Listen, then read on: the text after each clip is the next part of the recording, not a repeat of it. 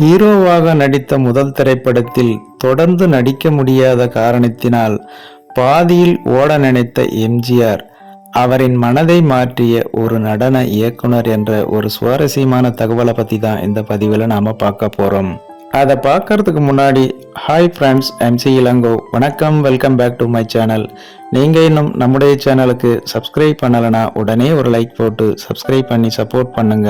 அப்போதுதான் நான் போடுகின்ற ஒவ்வொரு சுவாரஸ்யமான பதிவும் உங்களுக்கு உடனுக்குடன் நோட்டிபிகேஷனாக வந்து சேரும். வாங்க பதிவிற்குள் போகலாம். தமிழ் சினிமாவின் அந்த காலகட்ட சூப்பர் ஸ்டாரான எம்.கே. தியாகராஜ பாகவதர் நடிப்பில் வெளியான அசோக் குமார் என்ற திரைப்படத்தில் அவரது கண்களை எடுக்கும் பணியாளராக எம்ஜிஆர் நடித்திருந்தார்.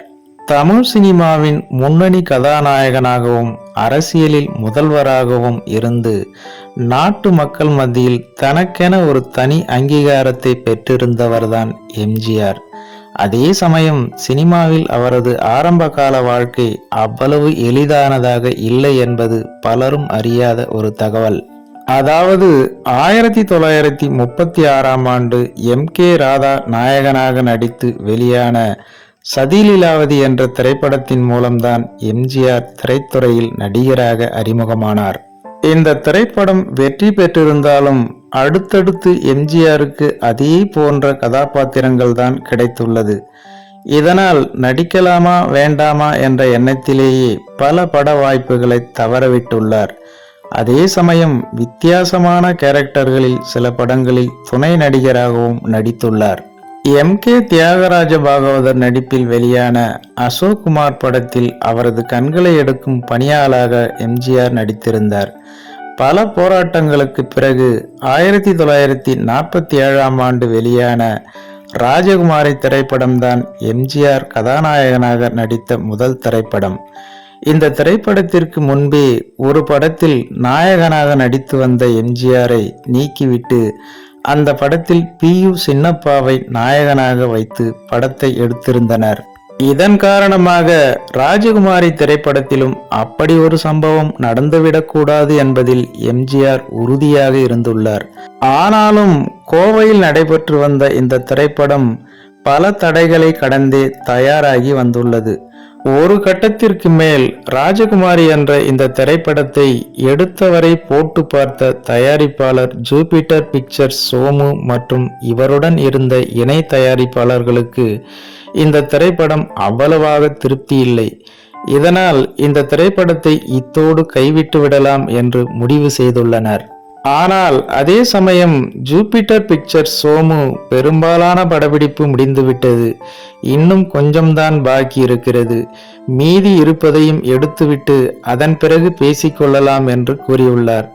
ஜூபிட்டர் பிக்சர்ஸ் நிறுவனம் அதற்கு முன்பு தயாரித்த 2 படங்கள் தோல்வியை தழுவியதால் 3வது தோல்வியை சந்திக்க தயாராக இல்லை என்று சொன்னாலும் ஜூபிட்டர் பிக்சர்ஸ் சோமு கூறியதை தொடர்ந்து ஒப்புக்கொண்டனர். இதன் காரணமாக ராஜகுமாரி திரைப்படத்தின் படப்பிடிப்பு தாமதமாகவே நடந்ததால் 18 மாதங்கள் நீண்டுள்ளது. இதனிடையே தனக்கு பேசிய சம்பளத்தை ஏற்கனவே முழுவதுமாக வாங்கி செலவழித்துவிட்ட எம்ஜிஆர் அடுத்த படப்பிடிப்பின் போது தங்குவதற்கும் சாப்பிடுவதற்கும் என்ன செய்வது என்று தெரியாமல் படத்தின் பாதியிலேயே கோவையிலிருந்து சென்னை திரும்பிவிடலாம் என்று யோசித்த எம்ஜிஆர் அதற்காக முயற்சி செய்துள்ளார். அப்போது எம்ஜிஆரை சந்தித்த அந்த படத்தின் நடன இயக்குனர் குமார் என்பவர், உங்களை கதாநாயகனாக வைத்து படம் எடுக்க யாரும் தயாராக இல்லை, ஆனால் ஜூபிட்டர் பிக்சர்ஸ் சோமு உங்களை கதாநாயகனாக மாற்ற வேண்டும் என்று நினைக்கிறார். அதனால் அவர் விருப்பத்தின்படி ராஜகுமாரி படத்தில் நடித்து முடிக்காமல் நீங்கள் இந்த ஸ்டுடியோவில் இருந்து வெளியில் செல்லக்கூடாது என்று கூறி எம்ஜிஆரிடம் 1800 ரூபாய் பணம் கொடுத்துள்ளார். இந்த பணத்தை உங்களால் எப்போது முடியுமோ அப்போது திருப்பி கொடுங்கள், இதை வைத்து கொண்டு படப்பிடிப்பில் கலந்து கொள்ளுங்கள் என்று கூறியுள்ளார். தயாரிப்பாளர்கள் அனைவரும் இந்த படம் சரியில்லை, கைவிட்டுவிடலாம் என்று நினைத்த ராஜகுமாரி என்ற இந்த திரைப்படம் வெளியாகி ஒரு மிகப்பெரிய வெற்றியை பெற்றதோடு மட்டுமல்லாமல் எம்ஜிஆருக்கு ஒரு முன்னணி கதாநாயகன் என்ற அந்தஸ்தையும் கொடுத்தது என்பது குறிப்பிடத்தக்கது. ஓகே ஃப்ரெண்ட்ஸ், ஹீரோவாக நடித்த முதல் திரைப்படத்தின் பாதியிலேயே ஓட நினைத்த எம்ஜிஆர் என்ற இந்த சுவாரஸ்யமான தகவல் உங்களுக்கு பிடித்திருக்கும் என நம்புகிறேன். மேலும் இது போன்ற வேறொரு சுவாரஸ்யமான தகவலுடன் சந்திக்கலாம்.